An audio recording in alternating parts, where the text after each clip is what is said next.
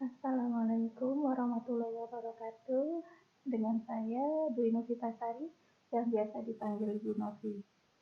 Pertemuan ini kita akan membahas tentang dasar patofisiologi, perubahan-perubahan fungsi anatomi dari kardiovaskular sehingga menyebabkan penyakit-penyakit di kardiovaskular. Kita review lagi seperti yang kita ketahui bagaimana struktur jantung. Ada struktur jantung di perikardium, ada bagian terluar adalah jaringan ikat, kemudian dalamnya adalah jaringan otot. Ada fibreus perikardium dengan lapisan-lapisannya dan ada miokardium. Ini adalah cardiac muscle dengan sifatnya seperti smooth muscle, tidak bisa kita kendalikan, tetapi dia kalau kita lihat di mikroskop ada luritnya. Bagian dalamnya disebut dengan endokardium. Ini yang berhubungan dengan cairan darahnya. Untuk miokardium ya tadi terlihat ada nukleusnya, kemudian ada sarkolemanya, ada terlihat juga mitokondrianya, ya ada tubulusnya, interkalasidisnya juga. Sifatnya dia smooth muscle, tidak bisa kita atur kontraksinya dan fase istirahatnya. Dia memiliki autoritmik sendiri. Karakteristik dari sel jantung, dia bentuknya stratified atau lurik, ada banyak protein kontraksi yaitu aktinnya, miosin dan troponin. Ini protein-protein ini untuk kontraksi sel kardiak. Kemudian dia mempunyai intrinsic rhythmicity, ada sebagian kecil 1% dari sel kardiak. Dia memiliki autoritmik sendiri, mengatur kelistrikannya sendiri.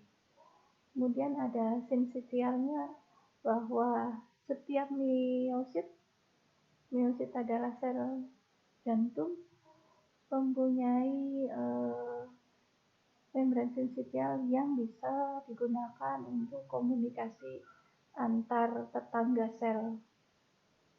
Memiliki tubulus T yang besar, kemudian ada retikulum sarkoplasmik, di mana ini adalah retikulum endoplasma yang fungsinya untuk menyimpan kalsium.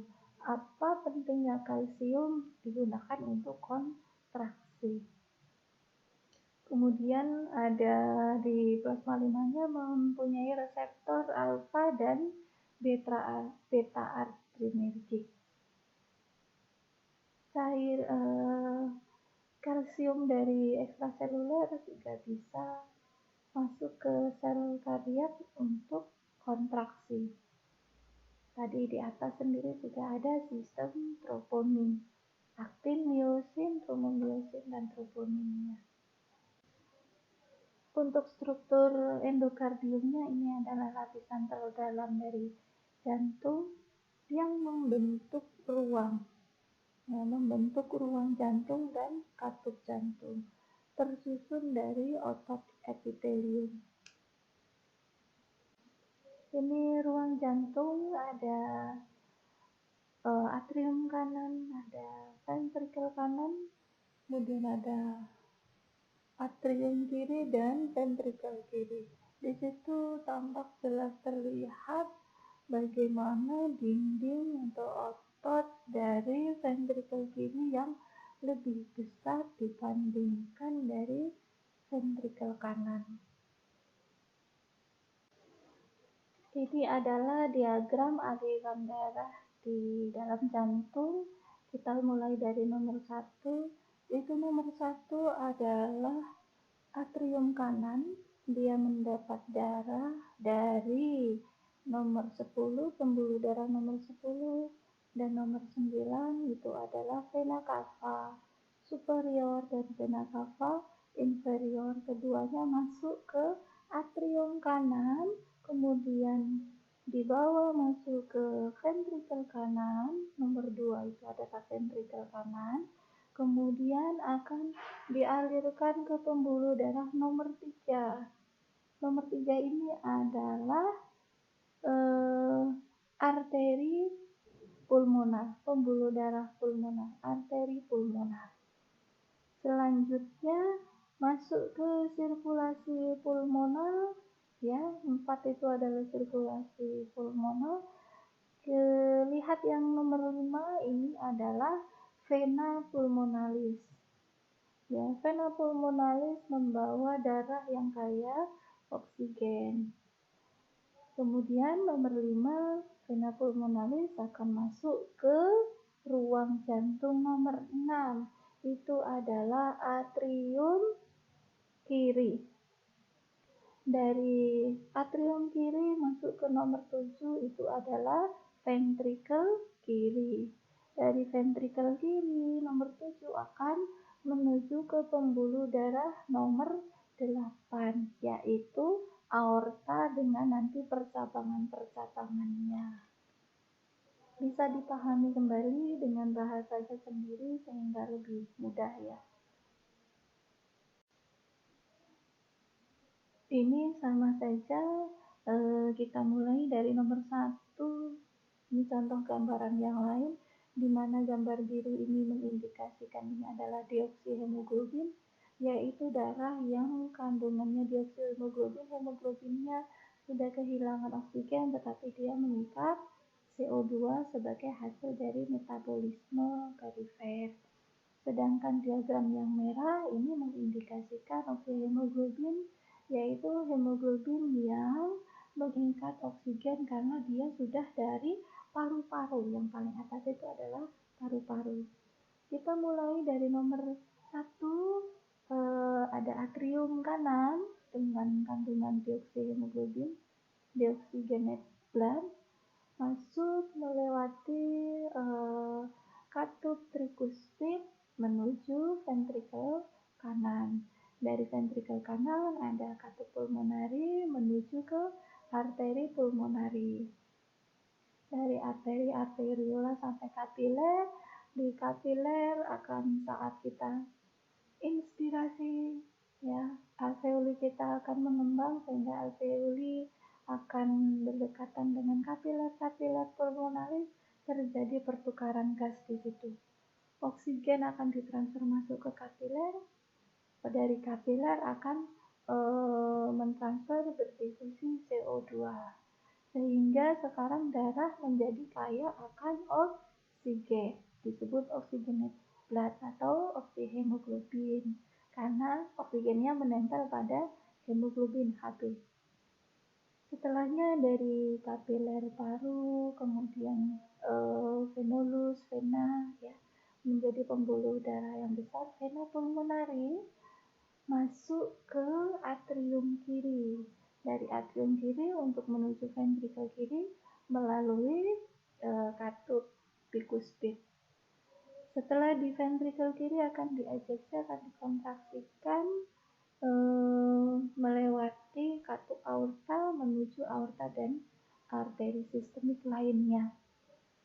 Ini sampai ke sel-sel target, organ-organ target akan dipertukarkan oksigen yang dibawa dengan CO2 hasil metabolisme dari sel-sel.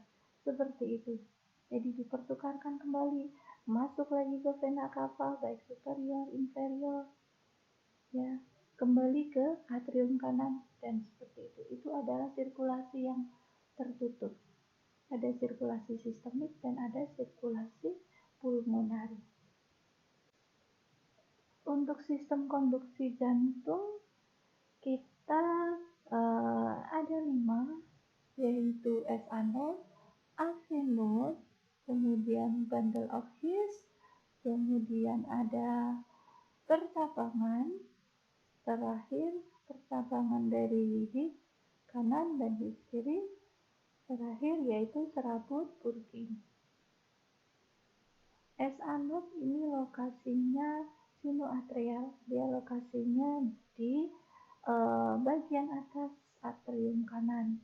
Kalau Avenut atrioventrikular, antara atrium dan ventrikel, dia di basal, di dekat katup trikuspid. Kemudian dia akan membentuk bundle of his berjalan sepanjang otot yang memisahkan ventrikel kanan dengan ventrikel kiri. Kemudian dia akan membentuk cabang kanan dan cabang kiri. Percabangan kanan dan percabangan kiri akan kembali keluar menuju ke atas melewati dinding luar dari ventrikel bercabang-cabang, baik ventrikel kanan maupun ventrikel kiri. Itu disebut serabut Purkin. Ini dalam kondisi normalnya, es anus akan mengirimkan impulsnya ke avenut, juga akan mengirimkan ke atrium kiri. Dari avenut akan menuju ke bundle of his bercabang kanan dan kiri, dan diakhiri kembalinya di serabut Purkin.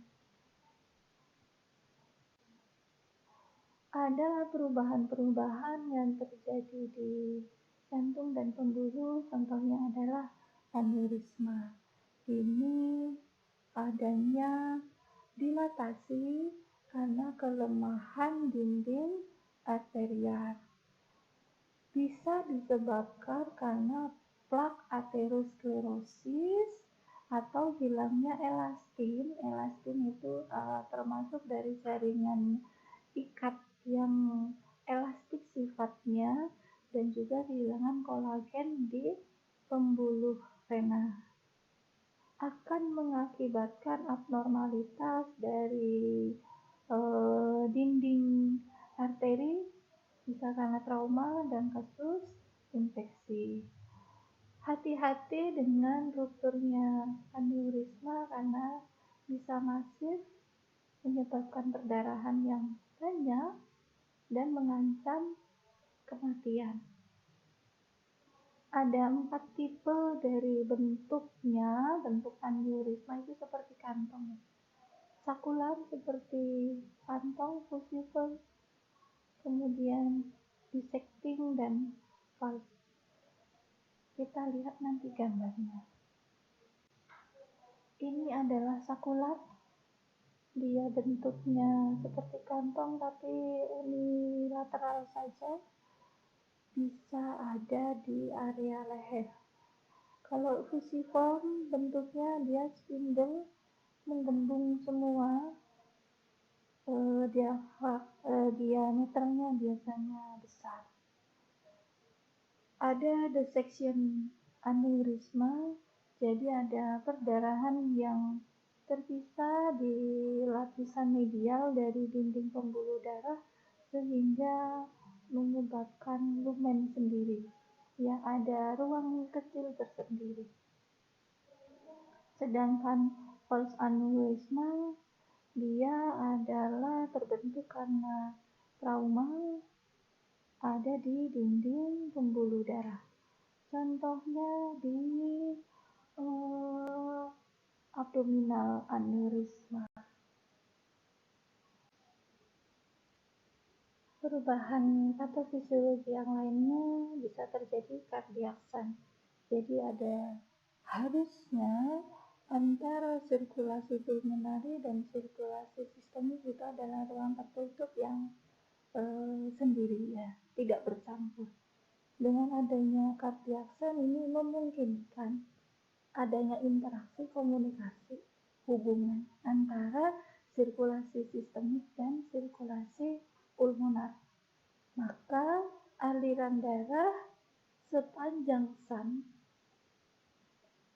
terjadi dari area yang tinggi menuju ke area yang rendah, atau dari area dengan resistensi yang tinggi menuju ke area yang resistensinya rendah. Ini contoh kardiaksan dari kiri ke kanan. Adanya aliran rendah dari jantung sisi kiri menuju ke jantung sisi kanan karena adanya defek. Dapat berjalan dari aorta menuju ke arteri pulmonari bila pasien mempunyai ductus arteriosus. Darah dari sisi jantung kiri harusnya kaya akan oksigen. Nah, adanya peningkatan aliran darah kembali ke paru-paru ini bisa menyebabkan hipertrofi pada dinding vena pulmonari. Bisa menyebabkan gangguan atau gagal jantung baik kiri maupun kanan. Kalau kardiaksannya dari kanan ke kiri, ini timbul ketika aliran darahnya dari kanan menuju ke sisi kiri. Darah kembali ke sisi kanan jantung dan arteri pulmonari memiliki darah yang rendah oksigennya. Penambahan darah yang rendah oksigen di sirkulasi bisa menyebabkan hipoksia ataupun sianosis, gangguan perfusi jaringan, dan bahkan gangguan perfusi organ. Bisa juga terjadi embolus. Embolus adalah substansi yang ikut bersirkulasi, biasanya berasal dari bagian tubuh yang lain yang jauh. Embolus timbul sebetulnya perjalanan dari trombus. Trombus itu melekat. Ketika dia lepas maka akan menjadi embolus. Bentuknya bisa bekuan darah dari trombus yang lepas tadi. Bisa juga kandungannya ada sedikit jaringan. Mungkin ini adalah udara, bubble udara, cairan anion, kemudian lemak, bisa bakteri, bahkan bisa sel tumor yang lisis yang lepas. Kalau ini menyumbat di pulmonari, maka bisa menyebabkan infak pulmonari dan kemungkinan kematian. Bisa menghambat menutup aliran darah ke organ-organ, menyebabkan iskemi dan infarksi. Sangat berbahaya kalau infak terjadi di otak, pulmonar, ginjal, jantung, karena itu adalah organ-organ vital. Perubahan-perubahan patofisiologi bisa kita cek dengan pemeriksaan enzim kardiak. Ketika ada kerusakan sel kardiomiosif, maka akan dilepaskan enzim-enzim spesifiknya, protein-protein spesifik yang bisa kita ukur di plasma. Pelepasan enzim spesifik itu seperti kreatin kinase, ini adalah enzim untuk membentuk kreatinin. Juga ada laktat dehidrogenase yang mengurai laktat.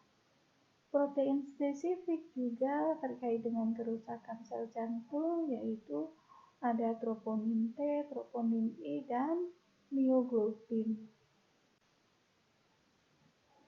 Kita ulas tentang marker biokimia pada kerusakan sel jantung. Ini level marker yang timbul pada onset awal, yang peak itu yang melonjak tajam kurang dari 24 jam adalah mioglobin dan kreatinin kinase. Tetapi seringkali ini tidak terdeteksi karena pasien datang ke rumah sakit sudah onset yang lebih lama, sehingga ada pemeriksaan yang lain yang peaknya terjadi pada beberapa waktu berikutnya. Ada CKMB, kreatinin kinase, ada troponin, dan troponin yang besar dan troponin yang kecil. Oke, kita bahas apa itu CKMB, kreatinin kinase. Kreatin kinase ini mereaksikan antara kreatin dengan ATP di mitokondria dari sel jantung. Kreatin sendiri terbentuk dari asam amino arginin dan glisid untuk membentuk kreatin. Dengan kreatin transporter akan dari hati, produk kreatin itu di hati kemudian akan ditransportasi oleh kreatin transporter menuju sel jantung. Di mitokondria dan di miofibril, kreatin akan bereaksi dengan ATP. Inilah adalah fungsi dari enzim kreatin kinase, sehingga kreatin ini bisa digunakan untuk sumber energi baik di mitokondria maupun di miofibril. Peningkatan kreatin kinase ini mengindikasikan gagal jantung. Bisa juga selain gagal jantung ada diagnosis lain, yaitu kerusakan otot, penyakit-penyakit yang menyebabkan kerusakan otot. Tidak hanya spesifik pada infark miokardia.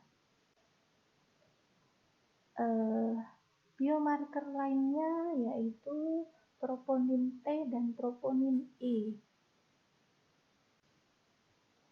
Tipe troponin itu ada troponin T, troponin I, dan troponin C. Troponin T itu tropomyosin, troponin yang dia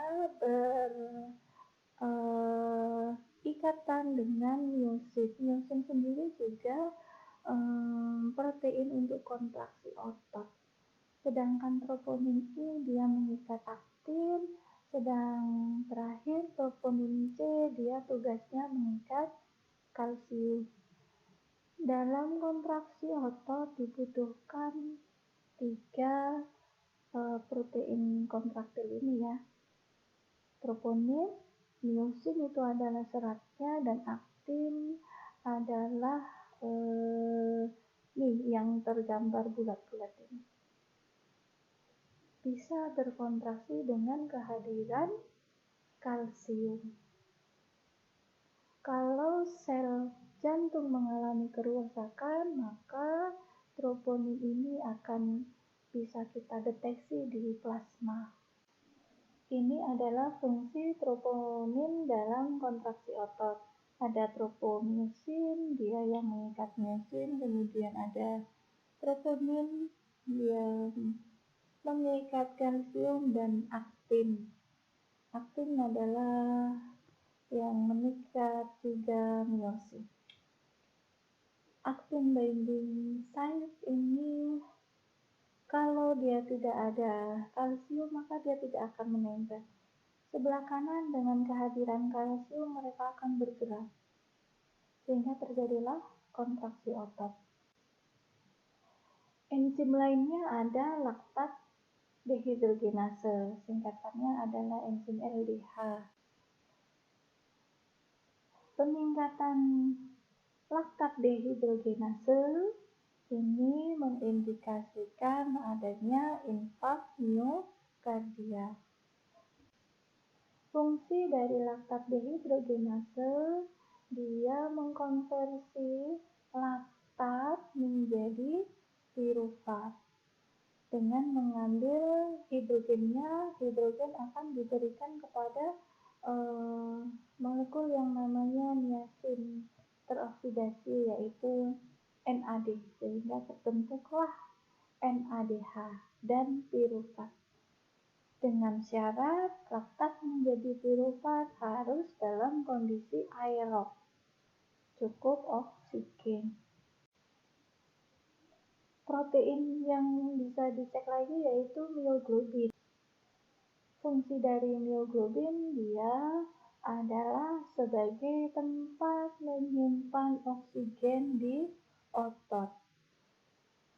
Berbeda dengan hemoglobin. Kalau hemoglobin adalah dia mobile di dalam plasma sebagai pentransport oksigen. Kalau mioglobin berada di dalam otot, sehingga dia fungsinya untuk menyimpan oksigen. Terdeteksi di plasma apabila ada infark miokardia. Kemudian enzim SGOT dan SGPT. SGOT nama lainnya adalah aspartat aminotransferase. Ini mengindikasikan adanya infark miokardia. Sedangkan SGPT, nama enzim lainnya disebut alamin aminotransferase. Ini juga mengindikasikan adanya masalah di hepar, contohnya hepatitis. Tetapi SGOT dan SGPT keduanya bisa muncul pada kondisi-kondisi pasien yang kelelahan pun SGOT SGPT-nya akan meningkat. Ya, jadi ini bukan diagnosa utama, mode diagnosa utama. SGOT ini bisa digunakan untuk memonitor progres dari penyakit. Fungsi dari aspartat aminotransferase, aspartat ini adalah asam amino. Nama lain dari SGOT, aspartat aminotransferase. Fungsinya untuk merubah aspartat menjadi oksaloaksetat. Aspartat tadi dari produk protein menjadi oksaloasetat yang bisa berperan dalam siklus Krebs. Ini adalah turunan dari karbohidrat. Sedangkan fungsi dari SGPT ini adalah enzim alamin aminotransferase, jadi merubah alamin, ini juga asam amino, menjadi asam pirufat. Asam pirufat adalah produk turunan karbohidrat. Ini secara alamiah bisa terbentuk dari glikolisis glukosa. Pada fase glikolisis akan terbentuk asam pirufat. Pengubahan alamin menjadi pirufat ini secara normalnya terjadi pada proses gluconeogenesis kalau terpaksa ya. Perubahan patofisiologi lainnya yaitu ada stenosis. Stenosis ini adanya gangguan perfusi jaringan dan organ menjadi iskemik, fungsinya normal, bahkan kematian dari jaringan. Aliran darah sepanjang tubularnya, sepanjang katupnya akan menurun, sehingga terjadi peningkatan tekanan di chamber, di ruang jantungnya. Jantung akan menjadi lebih berat untuk bekerja, lebih berat untuk mengkontraksi karena adanya stenosis dari katupnya. Usaha yang berat ini menyebabkan hipertrofi. Hipertrofi akan diikuti efek lainnya, yaitu peningkatan kebutuhan oksigen.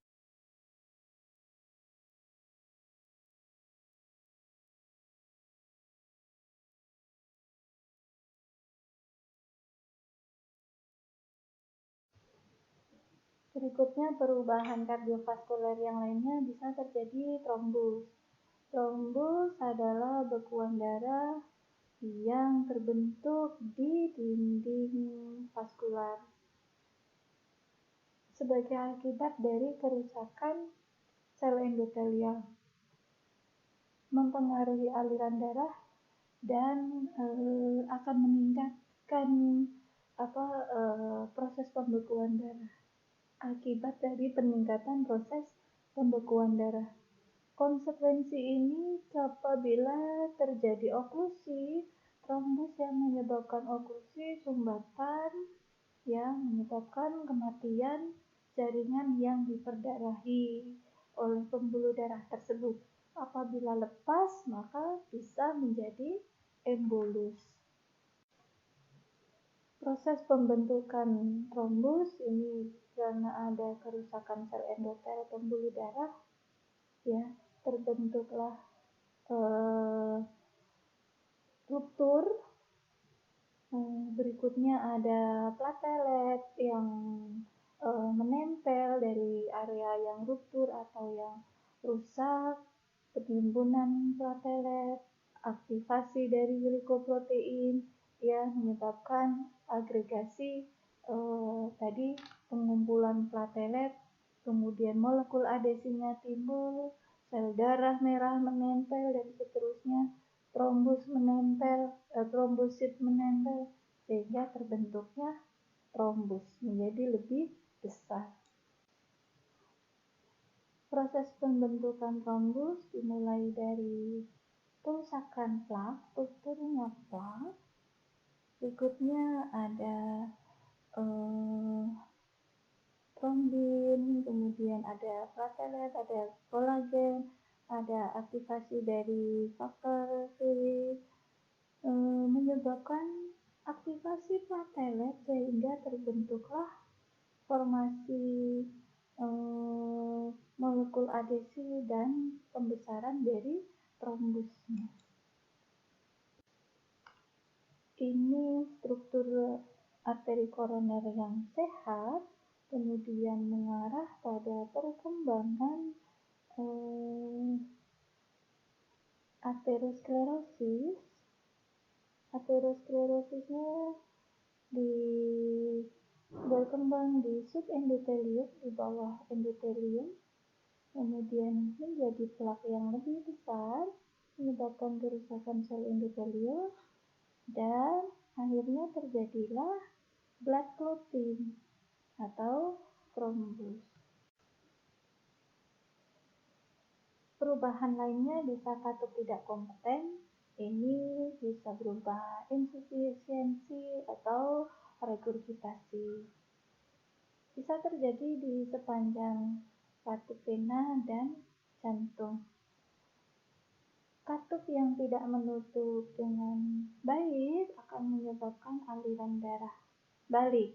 Contohnya katup aorta tidak menutup dengan baik sehingga terjadi aliran balik darah kembali ke ventrikel kiri. Akibatnya ventrikel kiri akan menjadi dilatasi, menjadi lebih membesar. Mungkin seperti itu penjelasan dari saya. Kiranya kalau ada ilmu yang salah, saya mohon maaf. Dan selamat belajar. Wassalamualaikum warahmatullahi wabarakatuh.